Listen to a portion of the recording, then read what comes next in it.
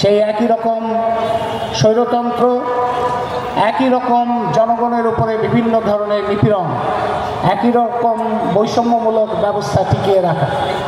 যেভাবে অন্তর্বর্তী সরকার পরিচালিত হচ্ছে তাতে আমরা অন্তর্বর্তী সরকারের উপরে শেখ হাসিনা সরকারের ছায়া দেখতে পাচ্ছি।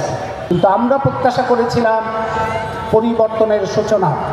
আমরা প্রত্যাশা করেছিলাম শ্রমিকরা যদি বকেয়া মজুরির আন্দোলন করে, এই সরকার যে শ্রমিকদের আন্দোলনের উপরে যে সরকার দায়িত্ব নিয়েছে সেই সরকার তাদের প্রতি সংবেদনশীল হবে।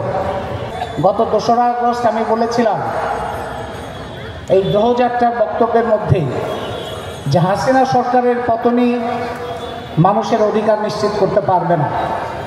হাসিনা সরকারের পতনের পরেও স্বৈরতন্ত্র পুনঃপ্রতিষ্ঠা হতে পারে। হাসিনা দখল থেকে, আওয়ামী লীগের দখল থেকে গণমানুষের মুক্তিযুদ্ধকে পুনরুদ্ধার করতে হবে।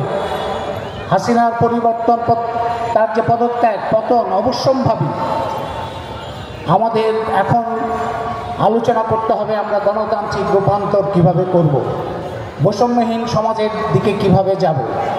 সেই গণতান্ত্রিক রূপান্তরের দিকে যাত্রায় জনগণের যে শক্তি, সংহতি, ঐক্য দরকার, সেখানেই আমাদের ঘাটতি। ইউনূস সরকারের যে জনগণের যে প্রত্যাশা তৈরি হয়েছিল, একের পর এক সেই প্রত্যাশা ভঙ্গ করে ইউনূস সরকার আজকে 1 বছর পাড়ি দিয়েছে।